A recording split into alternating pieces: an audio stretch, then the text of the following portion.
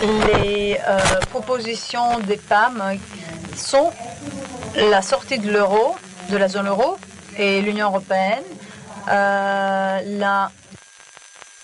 l'annulation de la dette, nationalisation des banques et une Assemblée nationale pour rédiger une nouvelle constitution qui sera démocratique et ainsi ensuite passer dans des élections et ensuite pour rompre avec l'État précédent qui sera ce qui sera la seule manière de rompre avec les mémorandums et les autres contrats signés par les gouvernements grecs. Et j'aimerais écouter nos collègues et voir ce qu'ils en pensent, si cela est nécessaire. J'aimerais voir s'il y a une coordination avec d'autres pays dans ce niveau.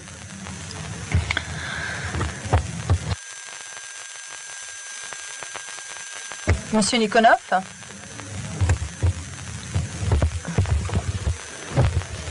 Oui, la question des institutions se pose en France également depuis pas mal de temps, depuis la création de la Ve République, plus précisément.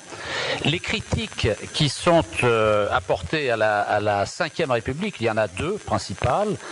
La première, c'est que c'est une monarchie républicaine en réalité qui donne trop de pouvoir au chef de l'État, au président de la République, et qui dépossède le Parlement qui doit être l'expression de la souveraineté du peuple.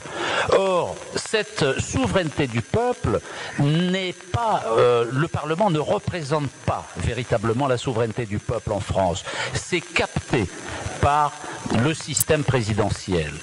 Et puis, lié à ce système présidentiel, il y a l'élection du président de la République au suffrage universel, qui est une nuisance absolue, parce qu'elle bipolarise, comme on dit, la vie politique. Le système à 2 tours électoral fait qu'aujourd'hui, nous sommes dans un système, nous sommes passés du bipartisme, Parti socialiste droite, interchangeable, comme au Parlement européen d'ailleurs. Nous sommes en train de passer dans un système de tripartisme. 3 forces politiques de force à peu près égales. Le Front National, l'extrême droite, le Parti socialiste et la droite. Et donc, le système devient totalement perturbé parce qu'il a été conçu pour un 2e tour pour présenter au premier tour plus exactement les 2 premiers candidats et au 2e tour on choisit le bon candidat. Or, le Front National aujourd'hui risque désormais d'être présent systématiquement au 2e tour. Et ce système interdit tout choix politique aux électeurs. Parce que le chantage du Parti socialiste et le chantage de la droite est de dire aux citoyens, si vous ne votez pas pour moi, même si vous ne m'aimez pas, il faut voter contre le Front National. Et donc il y a une interdiction de tout choix politique aujourd'hui. Il faut donc faire exploser le système de la Ve République. Il y a des vocalises, des digressions sur une 6e République. Elles sont vides de contenu pour l'instant. Mais la question constitutionnelle est une question politique majeure en France. Et il est clair que le nouveau régime que nous devons mettre en place en France ne peut pas se limiter aux seules questions économiques et sociales. Il faut une profonde réforme constitutionnelle pour remettre à plat tout le système démocratique et institutionnel en France. Et donc, en entendant les interventions des autres camarades, je crois qu'il y a des convergences, en effet, qui s'organisent autour de ces questions. Monsieur Balestra ?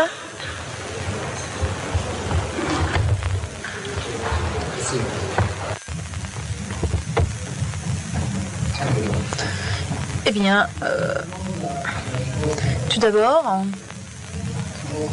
permets-moi de dire en anglais, be my guest, vous êtes le bienvenu. Nos objectifs sont vraiment convergents à nos buts et voilà pourquoi j'ai dit que EPAM en fait est le mouvement le plus propice afin qu'on puisse commencer une telle un tel networking, un réseau de mouvements européens similaires. Vous parlez là de questions fondamentales. Et j'aimerais en fait faire là une petite remarque par rapport à la dette. Il est vrai que la dette peut être annulée. Mais je pense que cela est presque un problème secondaire, car cela n'est pas une opinion, c'est juste un point de vue de ce qui se passe au monde. On a vu ce qui s'est passé en Argentine. Eh bien, la souveraineté monétaire est liée aux pensées que le fait, en fait, que la dette est liée à la monnaie souveraine du pays, l'ex-monétaire, comme on dit. Alors, si la dette est en une monnaie externe, eh bien, il faut s'attendre à un bombardement comme cela a eu lieu de la part du FMI vers l'Argentine. Ils les ont vraiment anéantis. Alors, annuler une dette, c'est très bien, mais en fait, cela vient après la souveraineté politique et la souveraineté financière, économique ou monétaire, car autrement, on ne peut pas, sans monnaie, on ne peut pas avoir une économie.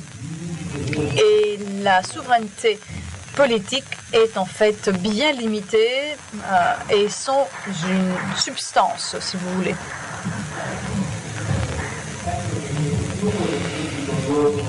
Je considère que le refus d'une telle dette doit être adressé vers les spéculateurs et les banques et les systèmes et les créanciers qui sont responsables pour ce qui se passe en ce moment en Europe. Pourtant, comme Marco vient de dire, quand il en est de la souveraineté monétaire, toutes les peurs liées à la dette doivent être éradiquées. Je veux dire par là que quand on reprend dans nos mains un tel outil comme la monnaie souveraine, la dette publique devient viable. Et il faut voir ce qu'on devrait faire avec cette dette. Quelles dépenses publiques vont être allouquées pour quel programme, etc.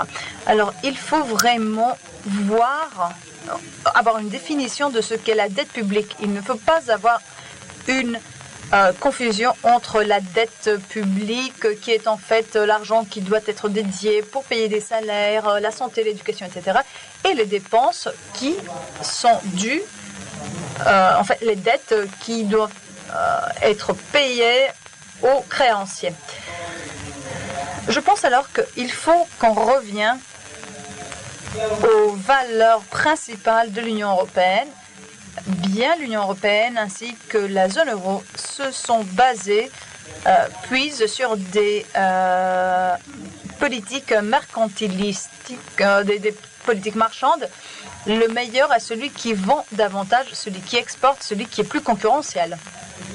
Et voilà en fait les logiques du Troïka. Devenir plus concurrentiel se traduit à diminuer les salaires plus et plus vite par rapport aux autres pays. Il est nécessaire alors d'avoir une coordination internationale au sein de l'Union européenne. Et en fait, là, on ne parle pas vraiment de coordination, mais on parle plutôt d'une concurrence. Alors, la proposition, la suggestion pour une coordination différente au niveau national est basée sur le fait que tous les pays pourraient revenir à une souveraineté monétaire individuellement et d'une manière fragmentée. Il se peut avoir une coordination afin de faire face au mercantilisme et en fait arriver à avoir une qualité de vie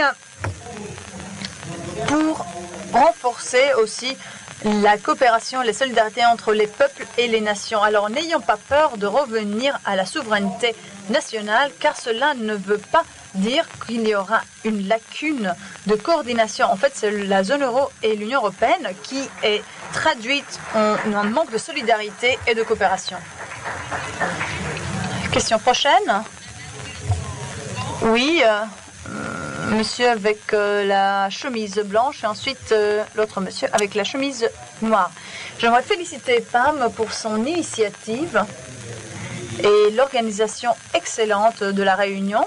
Et j'aimerais aussi souhaiter la bienvenue et remercier tous nos amis provenant de l'Union européenne qui se tiennent à nos côtés et qui nous donnent de la force pour continuer. Mon nom est Panagiotis Tsatsipetrus et j'ai vraiment dédié tous mes efforts à réunir cette société fragmentée. J'espère qu'on aura de résultats concrets. J'aimerais rappeler à M. Villarosa que quelqu'un d'autre a aussi proposé un référendum et il connaît, on sait tous sa fin. Alors, M. Nicolas, j'aimerais poser une question à M. Nikonov. Comment voyez-vous le retour des industries en Europe? Comment peut-on y réussir? Et comment... La deuxième question pourtant est, quand on voit en fait la subordination du Parlement européen à d'autres groupes comme l'Eurogroupe et d'autres commissions qui ont en fait mis à part et isolé le Parlement européen, qu'en pensez-vous? Comment est-ce qu'on peut, avec une abstention, renforcer la position du Parlement européen? Merci.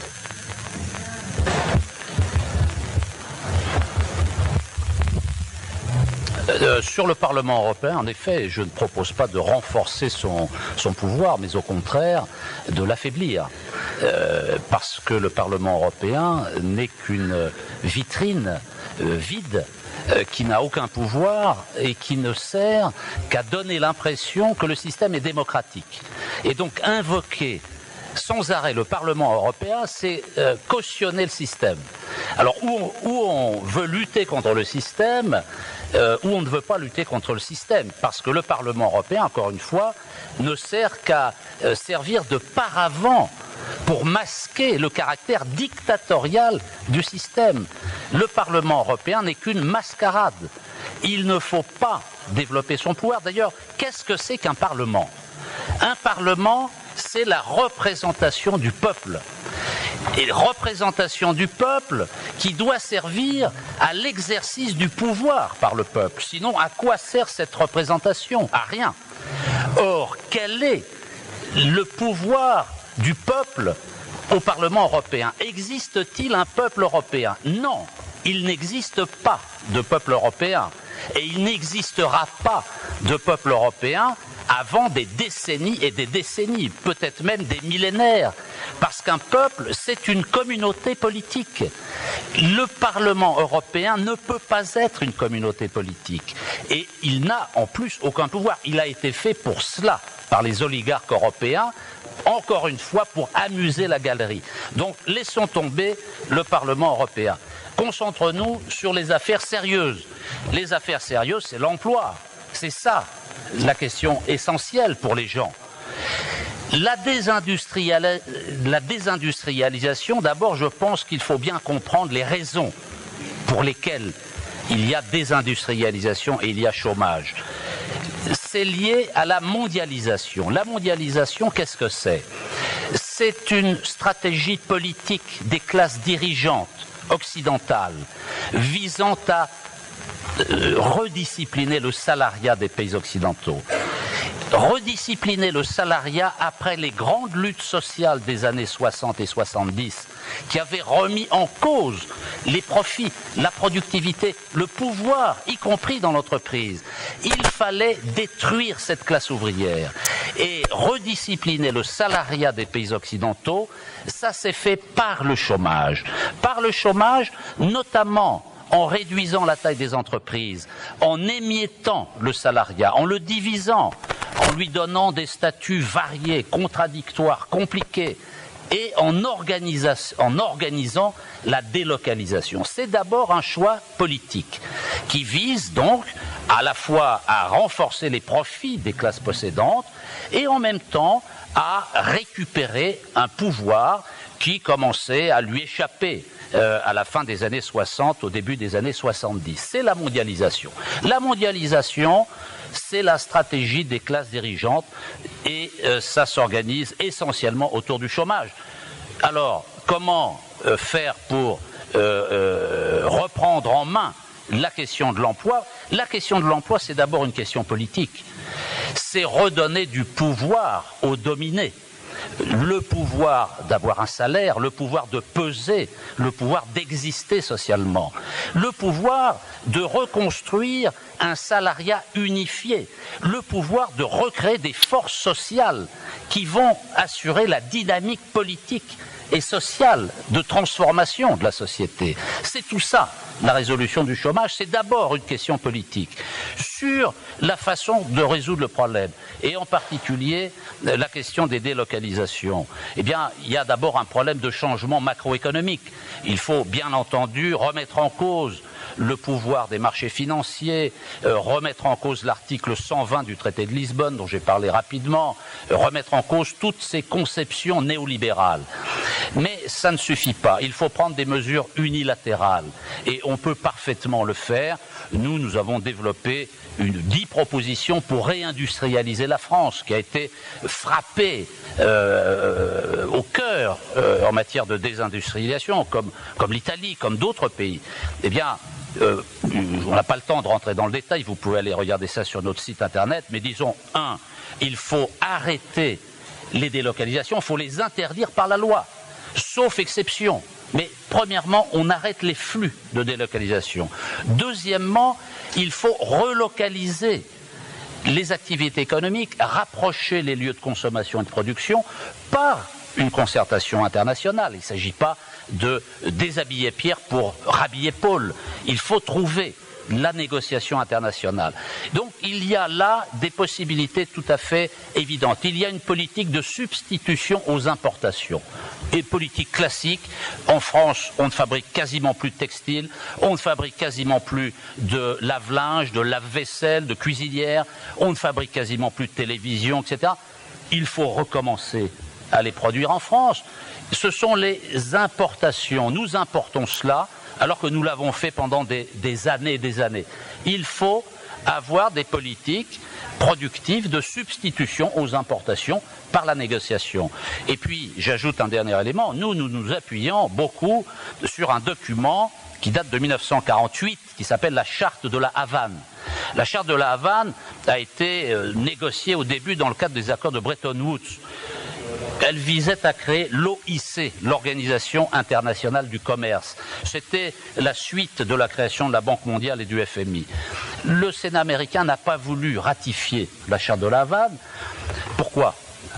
Parce que le principe fondamental de la Charte de la Havane repose sur l'idée que les échanges commerciaux, enfin les échanges en général, mais particulièrement les échanges commerciaux, doivent se faire sur la base de l'équilibre de la balance des paiements.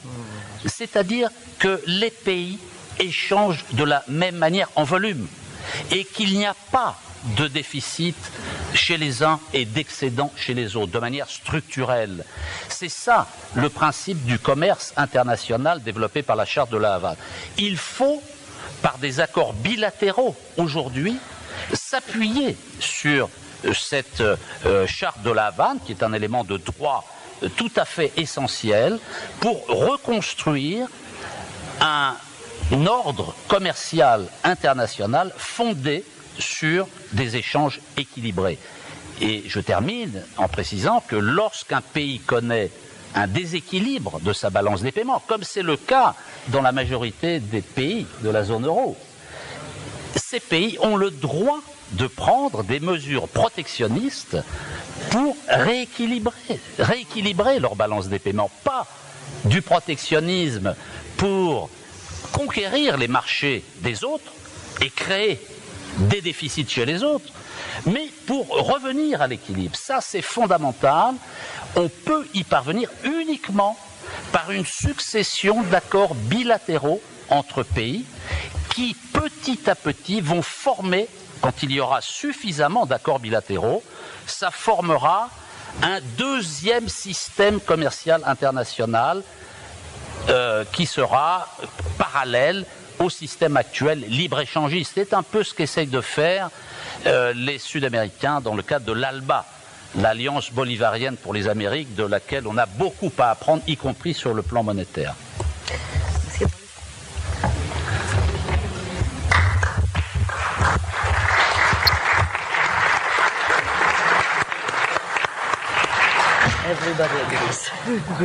Io vorrei ringraziare 2 volte Nikonov.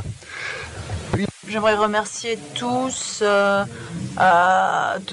vous remercier tous sur ce que vous venez de dire, et je suis tout à fait d'accord avec la plus grande partie de ce que vous avez dit, Monsieur Nikonov, parce que, mais il y a une question sur laquelle je ne suis pas d'accord, et cela est très important. Personnellement, je ne crois pas que de ne pas voter est une solution quand le vote n'a aucune valeur. Pour moi, ce qui est important est de donner de valeur à notre vote.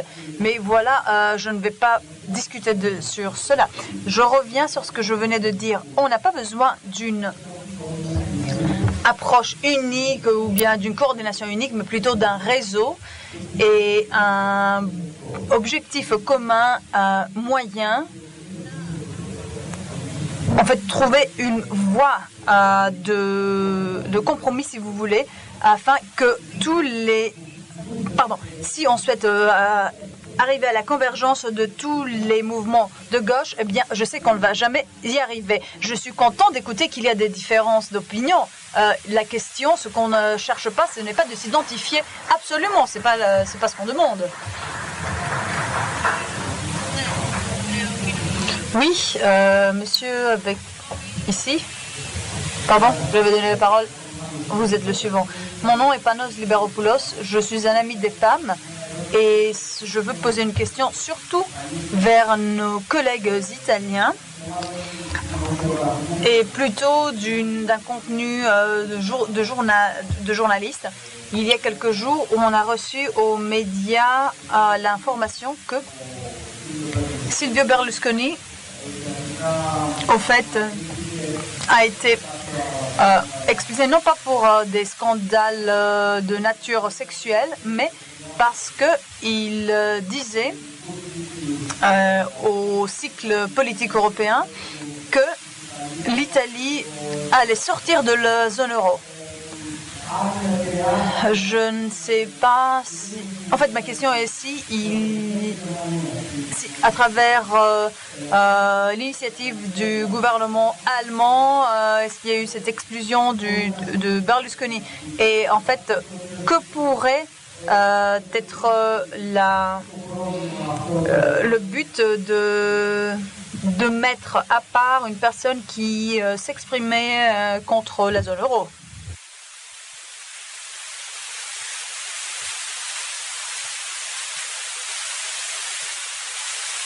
Oui, bon, les nouvelles dont vous parlez, oui, bien sûr, on l'a entendu. Cela a été en fait vérifié par 2 témoignages de personnalités qui étaient là quand Berlusconi a exprimé son intention de se retirer de la zone euro.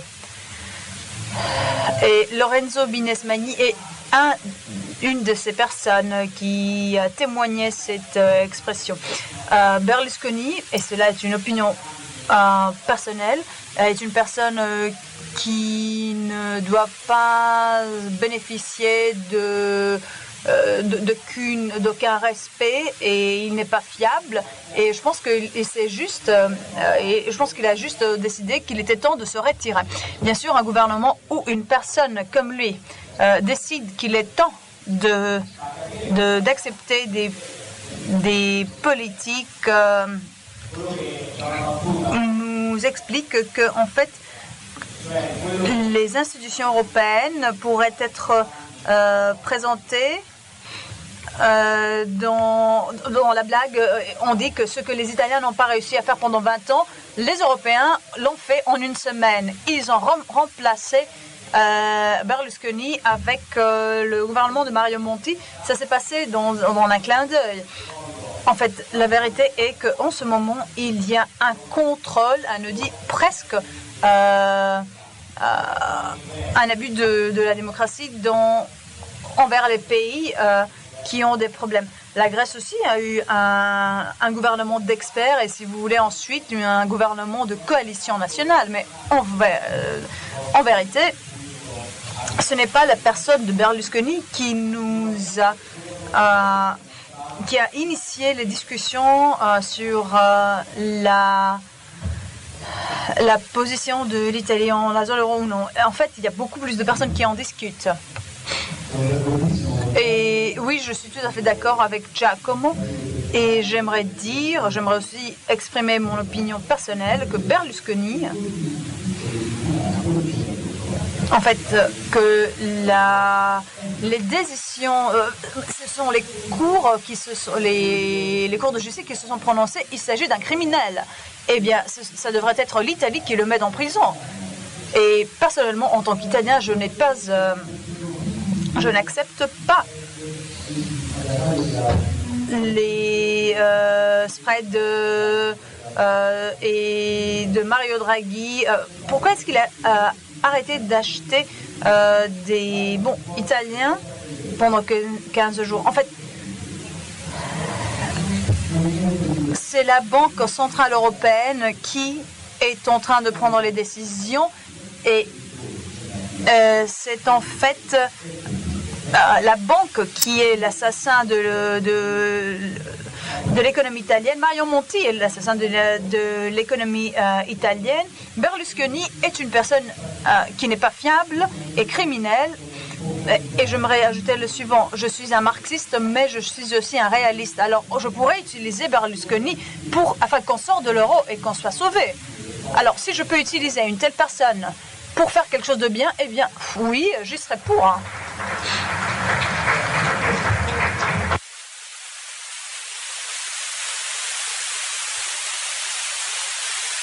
Bon, la parole au monsieur ici.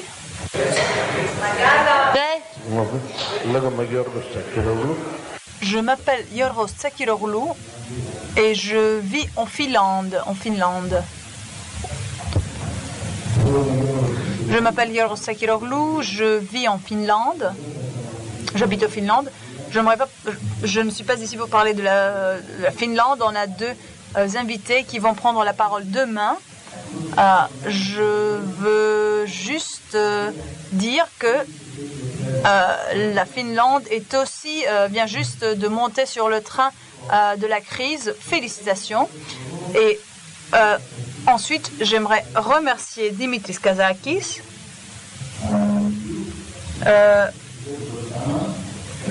grâce à qui on assiste à cette discussion très animée. Je le remercie. Et vraiment, Dimitri nous donne vraiment beaucoup. Et là, on a un jeune homme de 21 ans, n'est-ce pas, Giacomo? Vous avez 21 ans, 22 ans?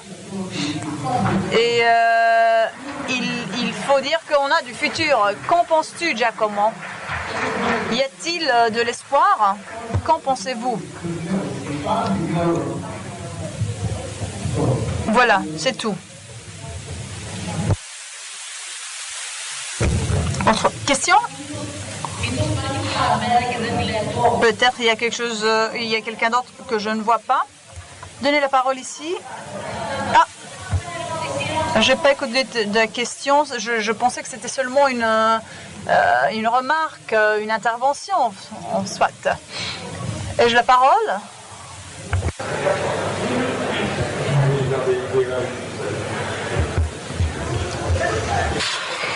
Sicuramente spero che tutti quelli che hanno più o meno la mia età o... Bien sûr, je pense que tous ceux qui ont mon âge ou qui ont presque mon âge, les jeunes donc, prendront, j'espère, l'avenir de l'Europe entre les mains. Moi, je le fais avec beaucoup de passion, avec beaucoup d'enthousiasme.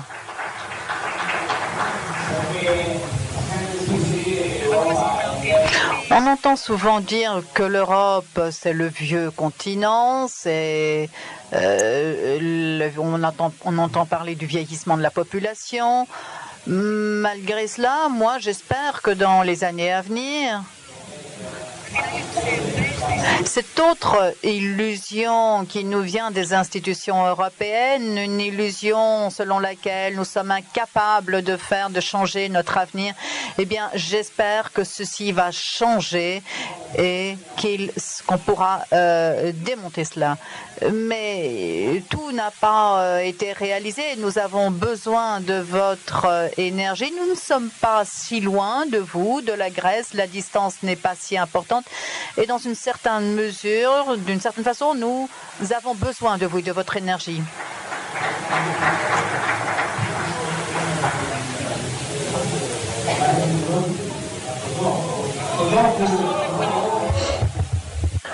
Δεν με βλέπετε. Ναι, απλώς είχα δώσει το λόγο εδώ πέρα. Α, οκ. Ναι, ναι.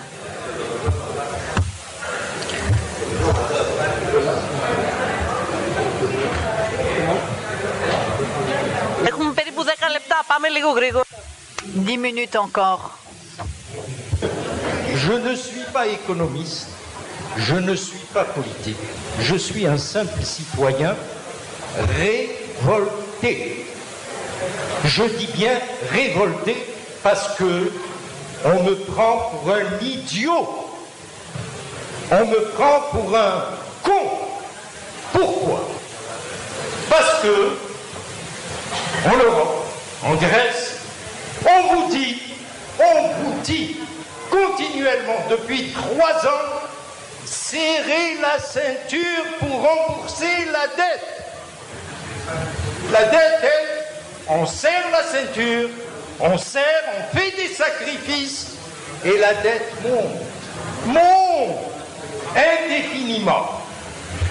La dernière en date, Monsieur Samaras, il a osé dire pour la Grèce, il faut vendre tout pour 50 milliards. L'État va récupérer 50 milliards. Mais la dette, elle est de plus de 300 milliards. Alors il me prend pour un con, il me prend pour un fou. Je suis bête peut-être, mais je n'accepte pas qu'on me prenne pour un idiot. En France, ça s'est passé exactement pareil. On a vendu les bijoux de la famille française pour soi-disant rembourser la dette. On a vendu même l'or de la France pour rembourser la dette. Il n'en est rien. La dette ne fait que grimper. Alors, on se moque de nous. On se moque de nous. On se moque de tous les peuples. Moi, je veux rester dans le fondamental. Je dis ceci. Dans un pays, la richesse existe. La richesse existe. La monnaie existe. Les experts, je demande à des experts, ils me font mal à la tête. Ils me font mal à la tête. Pourquoi? Parce que l'argent, si je pose la question aux citoyens, au peuple, est-ce que vous avez de l'argent? Vous avez de l'argent dans vos matelas? Ah non, on n'a pas d'argent. On est endetté. Ah bon? Alors, les commerçants, les petits entrepreneurs, les artisans, ils ont de l'argent à leur cacher. Ah non. Ils sont endettés. Ah bon? Alors, c'est l'État qui triche.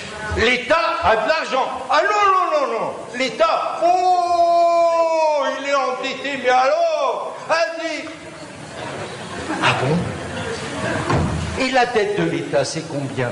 La dette des États-Unis, elle atteint des sommets incroyables.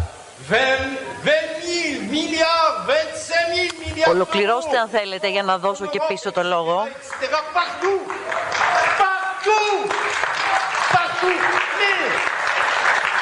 Mais je me pose la question à ces experts. Ces dizaines de milliards d'euros, mais à qui ça appartient? À qui ça appartient? appartient, ces dizaines de milliards d'euros. À qui? À une oligarchie financière. Mais qui c'est cette oligarchie financière? C'est qui? Έχουμε 5 λεπτά, πρέπει να δώσω και αλλού το λόγο. Ολοκληρώστε σας παρακαλώ.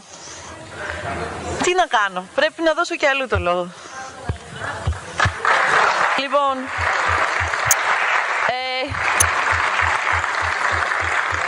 κάποιοι μου έχουν ζητήσει, υπάρχουν κάποιες ερωτήσεις.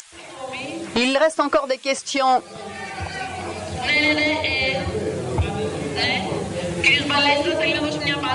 Monsieur Balestra veut répondre. Et nous passons aux dernières questions.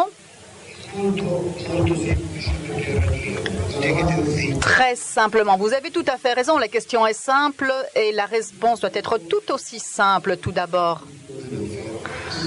Je fais référence à cette dette odieuse. J'ai dit, je me suis trompée, la question, j'ai parlé de la dette odieuse, mais nous avons oublié le problème principal qui est la dette privée des particuliers et pas la dette publique, cette dette des privés est bien plus grande que la dette publique. C'est la raison pour laquelle la dette odieuse doit être appliquée quoi qu'il en soit. Je réponds à votre question. Où est passé cet argent? Lorsque vous jouez au Monopoly, à chaque tour, il y a 20 000, il y a de l'argent que vous allez obtenir lorsque vous passez par les péages. Ce qui se passe aujourd'hui, c'est que cet argent n'existe pas. C'est que cet argent, à partir du moment où l'euro est arrivé, le nouvel euro a été émis uniquement en tant que prêt. La Banque européenne a prêté aux banques privées qui ensuite ont ces banques privées ont prêté à l'État avec un taux d'intérêt. Le nombre de monnaies, des pièces de monnaie a augmenté en termes d'euros sur le plan des chiffres, mais sur le plan comptable, la quantité, le volume d'euros a diminué après ce passage à l'euro. Tout le système de l'euro, toute la zone de l'euro se fonde sur la dette. Il n'y a que des dettes, et ce, à tous les niveaux. Vous avez raison de vous fâcher, bien sûr, et même plus encore. Nous allons clôturer par cette session questions-réponses. Je vous interromps, excusez-moi.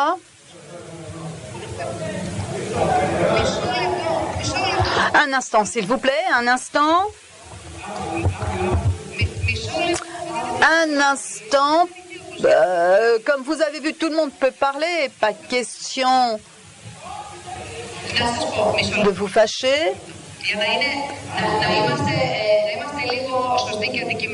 Pour être objectif, vous savez que le temps n'est pas infini. Il faut reconnaître le fait qu'il n'y a pas eu de discrimination. Nous avons donné la parole à tous ceux dont il était possible. Vous savez que le temps, il y a un délai où il faut remettre la salle, les invités ont des engagements, donc il faut respecter tout cela. Monsieur Leonidas Chrysanthopoulos attend patiemment pour poser sa question. Je vous demanderai de poser très rapidement votre question avec des réponses de nos invités tout aussi rapides et brèves. Concernant le Parlement européen, je voudrais rebondir sur une remarque faite par Jacques. Le Parlement européen a des compétences, des pouvoirs. Il a voté contre la Commission européenne de Santerre. Il peut également voter le budget et comme l'ancien chancelier Schmitt a dit récemment, il peut même faire un coup d'État, le Parlement européen, s'il le désire, et changer un peu la situation. Le problème avec le Parlement européen, c'est sa composition. Et là, je voudrais poser la question. Ma question porte sur la composition du Parlement européen. S'il est composé d'eurosceptiques, il aura un pouvoir, il aura le pouvoir d'opérer certains changements minimes, certes, mais des changements de toute façon. Voilà ma question adressée à Jacques. Je vais répondre rapidement. C'est vrai, la commission Santer a sauté grâce au Parlement européen. Ça n'a aucune importance. Ce sont des gens interchangeables. Ce sont de pures marionnettes que l'on peut remplacer les unes par les autres. Et ça n'est pas parce que la commission Santer, qui avait d'ailleurs fraudé, qui avait manipulé, etc., a changé, a été remplacée par une autre équipe, que ça a changé en quoi que ce soit l'orientation politique de la Commission européenne. Ça n'a strictement rien changé. Simplement, ça a donné l'impression une nouvelle fois que le Parlement européen pouvait jouer un rôle positif. Alors je ne vais pas dire que c'était négatif, mais le résultat, finalement, n'a servi à rien. Coup d'État. Coup d'État, non, le Parlement européen ne peut pas faire de coup d'État. Quelles seraient les conditions pour faire un coup d'État? Sur quoi repose le système européen? Il repose d'abord sur les traités européens. C'est ça l'essentiel du système de l'Union européenne. Tout est organisé autour des traités. Or, faire un coup d'État ne peut aboutir qu'à abandonner les traités ou à les modifier rapidement ou radicalement. C'est ça un coup d'État. C'est pas remplacer telle équipe par telle autre en conservant les traités. Ça n'aurait strictement aucun sens de remplacer une équipe par une autre en conservant les mêmes traités, puisque ces équipes ont l'obligation d'appliquer les traités. C'est absurde. Ce qu'il faut, c'est changer les traités, les abandonner. C'est ça qu'il faut faire. Or, le Parlement européen ne dispose en aucune manière de ce pouvoir, c'est-à-dire qu'il n'a aucun véritable pouvoir. C'est ça qu'il faut faire comprendre aux citoyens. Et une participation à cette mascarade électorale, c'est-à-dire on désigne des parlementaires européens qui n'ont finalement aucun vrai pouvoir. La participation à cette mascarade électorale, encore une fois, il faut voter quand les élections sont démocratiques, évidemment, mais là, ça n'est pas une élection démocratique. Et donc la règle s'inverse, il faut boycotter de notre point de vue.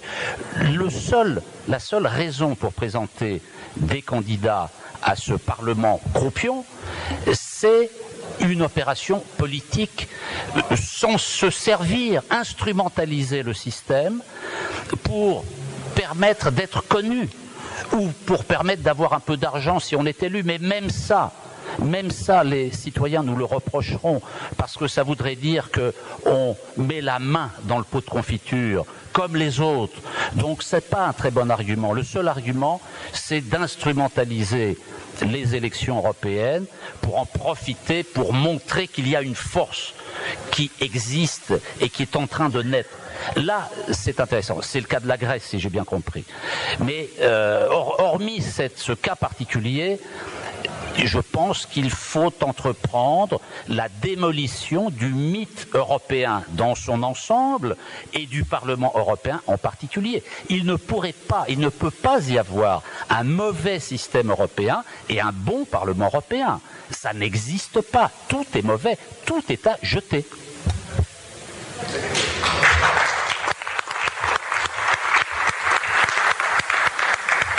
Θέλει κάποιος άλλος από τους ομιλητές να απαντήσει στη συγκεκριμένη ερώτηση? Est-ce que quelqu'un d'autre voudrait répondre? Bon, écoutez, puisque... Un moment. Juste un moment. Écoutez-moi. Je n'ai pas encore fini, je n'ai pas complété. Nous offrons unitaire populaire. On a compris bien ce que signifie de nous fermer la bouche et le besoin des personnes de prendre d'informations. Alors, notre but n'est pas de ne pas laisser quelqu'un à répondre. Une question pour madame, mais soyez très bref car on n'a pas vraiment le temps. Il est très tard, il se fait tard. Hors micro? Ouvrez le micro, s'il vous plaît.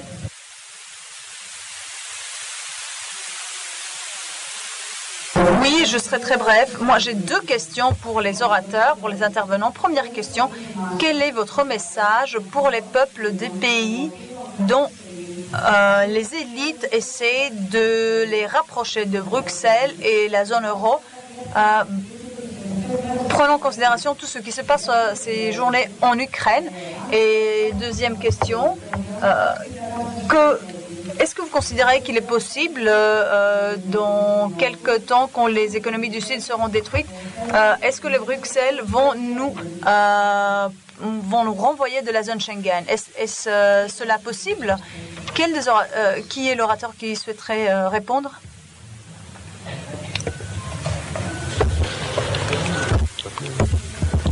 Sur la première question, quel message pour les pays qui veulent entrer dans l'Union européenne?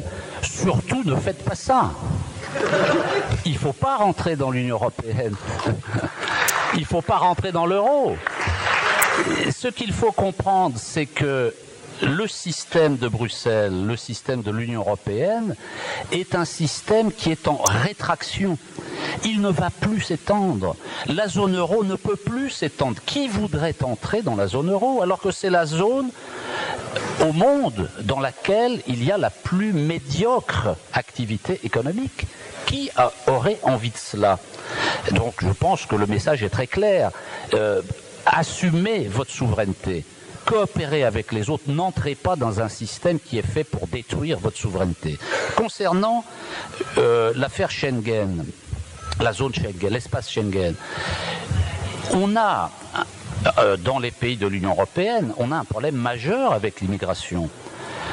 Un problème qui se pose globalement, qui touche des tas de domaines. Comment peut-on régler le problème? On ne le réglera pas dans le cadre de l'Union européenne et de la zone euro. On ne peut le régler que dans la mesure où des pays vont retrouver leur souveraineté, vont coopérer entre eux, dans la mesure où nous mettrons en place une Europe à géométrie variable et une Europe tournée vers la Méditerranée. Parce que les racines de l'Europe, c'est la Méditerranée. Et paradoxalement, l'Europe s'est refermée à la Méditerranée. Il faut donc ouvrir à la rive sud de la Méditerranée pour que la nouvelle architecture internationale qui doit remplacer la relique de la guerre froide qu'est l'Union européenne, cette nouvelle architecture internationale doit intégrer les pays du sud de la Méditerranée et régler avec eux la question de l'immigration. On ne pourra pas la régler dans le cadre, positivement, dans le cadre de l'espace Schengen.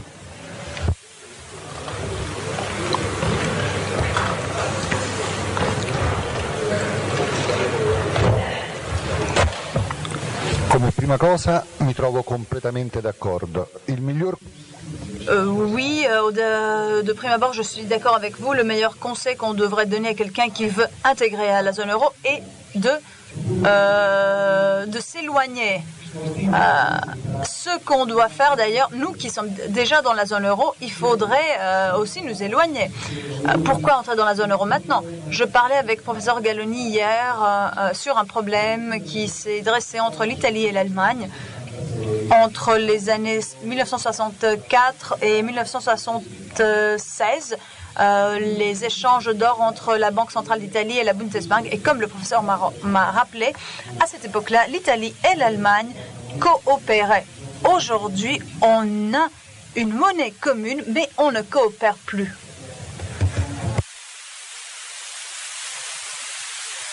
Moi aussi, je suis d'accord avec ce que mes prédécesseurs viennent de dire. Il n'y a pas de raison valable pour les citoyens d'un autre pays d'entrer dans la zone euro. Peut-être ce sont les élites gouvernant ces pays qui auront qui pourraient profiter de cela, mais les pays ne devraient pas adhérer à la zone euro. C'est mon conseil.